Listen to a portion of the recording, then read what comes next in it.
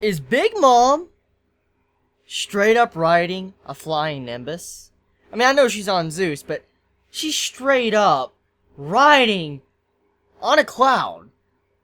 Like flying Nimbus from Dragon Ball. Going in. She has a sword with her hat. Like, in her right hand, you see her hat turned into a sword, like a blade. And she's coming in like a crazy freaking woman just about to destroy the Straw Hats. And her bandana on her head, it just really fits with her design. Like, yo, this is some scary stuff. Like, oh my god, like, imagine how terrifying that is. Like, one moment you're running away, you think everything's gonna be okay. Next moment, all of a sudden, Big Mom is right there on top of you. Like, she's right there, like, flying. You're like, you're not getting away from her. Even if you get on the boat, she can fucking fly, dude. She can fucking fly on a cloud, yo. Yo, she is sitting there flying on a cloud. She has her hat and the sword, and she's coming in about to destroy them. Like, oh my god. Oh my god. Oh my god, this is a fucking great cliffhanger. Like, FYI, if you're unaware, next week, One Piece will be on break, so no chapter next week. So when, next week comes around, Wednesday, Thursday, or Friday, depending on when the chapter comes out, normally, there will be no chapter next week, because it says at the end of the chapter, it says One Piece will be on break next issue. So, no chapter next week, that's to be expected. But, yeah, I'm just letting you all know if you were unaware and you didn't see it, like the notification at the end of the chapter, no chapter next week. But anyways, let's get back on topic. I want to talk about Big Mom here. Big Mom looks so menacing, dude. Like, oh my god. Like, yo. Like, oh my god. Like, I've loved Big Mom's character and how she's developed and gotten characterization these past couple of chapters with the backstory and stuff. And now knowing what she's capable of and how scary she is, and how she's just charging in like she is, how are you supposed to fight her? I mean, she took and tanked Gear 4 Luffy. It was nothing. It was nothing. She tanked that shit. But now that she's in her rage mode, she'll probably eat your ass. She'll probably eat you. Like, remember what she did to her family. She ate her family. She was gnawing on the table, and all of a sudden, when she came to, her family was gone. She devoured them. Instead of just their lives they need to be worrying about, they could possibly get eaten alive, and it could be a much worse fate than that. So, holy shit. Like, Oda really went out of his way to do some really crazy looking art this chapter. Like, in terms of designs with the characters, to how everybody's panicking and running around, to Big Mom's design with the bandana, the sword hat, and then just rushing in on the cloud Zeus. Is badass. Just super fucking badass. So, with that being said, I want to go to the first page, and I want to talk about something. So, there's a cover page here, which is very, very fucking funny. You have it to where Barto, he's in Shanks' territory selling Straw Hat Luffy gear and merchandise. He's selling Straw Hat Luffy merchandise to people in Shanks' territory. Like, that is so funny on so many levels, because if you realize, Shanks, his connection with Luffy and Luffy's connection to him, why Luffy became a pirate like he is, and then also how Shanks is just someone that has helped Luffy survive this long and all of that. Barto being a fan of Luffy, going to Shanks' territory, and selling Luffy's merchandise in his territory. I really want to see Shanks and Barto meet. I want to see these two meet up and talk. For some reason, I really want to see this. I really want to see those two characters sit down and just talk, or party in this case, because we know Shanks, he'll be partying. He'll just be sitting there partying all night long and all that with Barto. Barto's like, "Senpai, am I senpai?" Like, oh my god, like, I love Barto. He's a great character, and I did not know I needed this so much to see Barto in Shanks' territory. Speaking of that, it is officially confirmed now that Shanks has territory. I mean, it was to be expected because he's a Yonko, yes, but I mean, Shanks is very weird in terms of what he is, in terms of his status or role in the, you know, the New World Grand Line, because we don't really know much about him. I mean, we know his crew is just fucking crazy, like, they're epic, and people do not want to mess with Shanks' crew, because that's how powerful they are, but we don't really know much about Shanks' influence around, like, the New World. We don't know how much territory he controls, and it's finally revealed with this cover page that Shanks does apparently own territory. He has his own cities and countries he owns and protects, and I have to bet that most likely Shanks ruling you, being someone that's protecting your territory, is probably one of the best Yonkos to have watching over you. Think about it like this, okay? You have Kaido. Kaido's a fucking madman that wants to kill himself, jumps from Sky Islands and just blows up shit when he hits. And then you have stuff like, you know, Big Mom, to where she takes your life, and then she goes on rampages to where she can wipe out the entire country. She even kills her own children. So what's to say you that are a regular civilian, you're gonna get fucked up. Like, you'll get fucked up for being a good person. So, Big Mom controlling your country wouldn't be a good idea. Now moving on to Blackbeard. Blackbeard is very unpredictable. He is someone, from what we've seen from the little time we've had him on screen, is that he is someone you do not want ruling over a country because of what he has already done and how he just, you know, attacked, you know, Whitebeard when he was so weakened.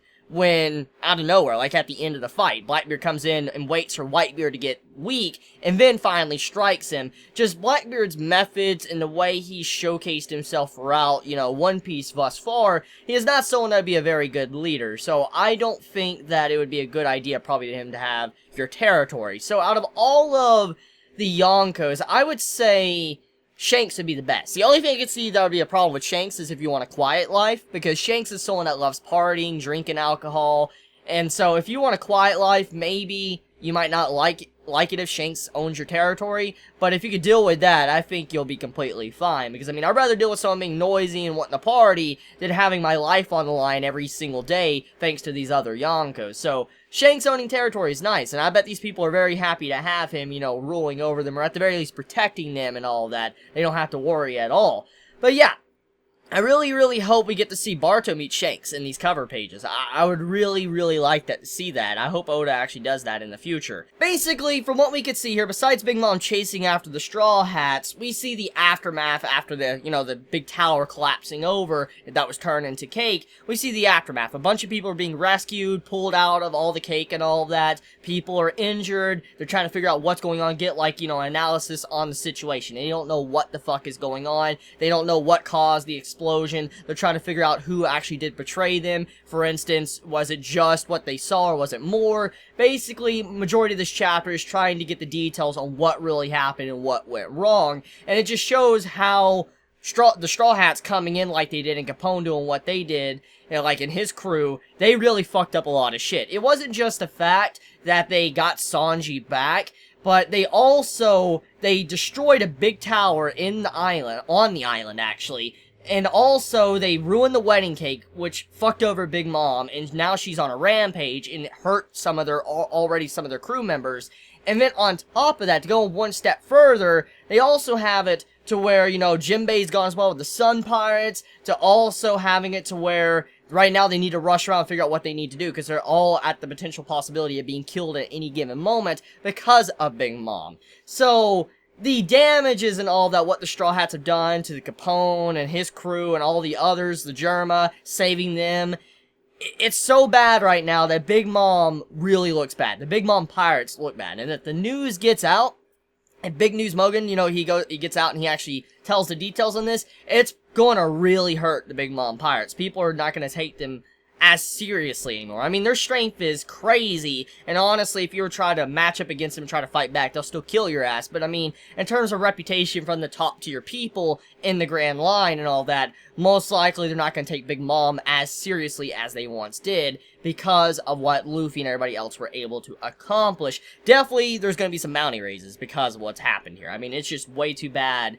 for what has happened here for Luffy and his crew not to have some bounty raises. But anyways, besides that, let's talk about Jinbei for a second. So Jinbei, as we know he left his crew and all that, and when he joined the Straw Hats and the Sun Pirates, they basically were tasked with leaving. We know this, but basically the Big Mom Pirates, they find out about this, and it really just goes to show how much insight Jinbei has on, the future and how he's such a good leader, or someone that has a nice, good mind on his shoulders, because he's someone that clearly knows what he's thinking, like he knows what to say or what to do and how to plan things out, because the man, for him to tell the Sun Pirates to go and leave, it fits well with his character, but it also allows him to keep the promise with the Straw Hats, because that's just Jinbei, that's his personality. So I do like that little tad bit in this chapter, just to show how Jinbei is just such a smart individual. Now, with all that being done, they all come together and they try to lure Big Mom away from the town. Because as we know, Big Mom in rampages, she'll kill her own child. She'll kill her own family. She'll devour her own family. Nobody is safe when she is on a rampage. And the thing from what we can see from the chapter is that one that's been controlling these temper tantrums is actually Streusen. Streusen seems to be someone that has had a good handle on Big Mom's temper tantrums and has kept her in check. But since now he's out of commission thanks to saving everyone and turning the big tower into, some form of cake, and with his landing, he hurt himself, and in turn it caused it where he cannot stop Big Mom at all. So Streusen, he protected everybody, but at the same time, now he can't protect the aftermath of what's going on now. And since he's out of commission, and he's probably always been the one to kind of make Big Mom not lose her temper, keep her calm, with him gone, they're like, what the fuck do we do? How do we, keep her happy? Everybody could possibly die at any moment, and so they're all coming together trying to make a new cake or something, a cake to, kind of satisfy Big Mom to where she won't kill all of them, because it could be the end for the country if she stays in that state without being fed. Now, a big thing about this chapter, though, is with everybody coming together to try to make a new cake, we have Pudding pop up. Now, as I've talked about already a few times in recent chapters, Pudding is a wild card right now. Because of her relationship with Sanji, what he did and what he said, obviously Pudding is having some form of change take place within her. She is probably developing feelings for Sanji, or she's very conflicted and doesn't understand what she really is feeling. And so when she finally sees Sanji, maybe she will understand, but this time though, you can see that she has a change going on within her. When she's talking about how she's wanting to get, revenge against the Straw Hats and, humiliating her or Sanji in general, you see it to where she thinks of what Sanji said, like, you have beautiful eyes. That's where Sanji was trying to say, you're beautiful, and even the third eye is beautiful, and that's something that, Pudding has always been mocked for. She's always been put down because people used to call it creepy, and Sanji was like one of the first people to really be nice to her and all that, and that was just something that was like crazy. She didn't know how to handle that. And thanks to him saving, Nami, most likely Pudding might have gotten jealous with that, which might, increase some form of feelings in her where she doesn't understand what's going on. And so judging by what's happening here, all I could see in the future of Pudding is that either A, she's going to confront Sanji, she's going to be very angry, want to hurt him or kill him, but she's going to realize that she just can't do it because she has developed some form of feelings, and I could see her trying to tamper with Big Mom's memories as well to kind of get the Straw Hats out of here. I could definitely see that, because Pudding, she has a very strong devil fruit ability. She could easily mess with Big Mom to make her forget what's going on and help out the Straw Hats. That is definitely something that could happen.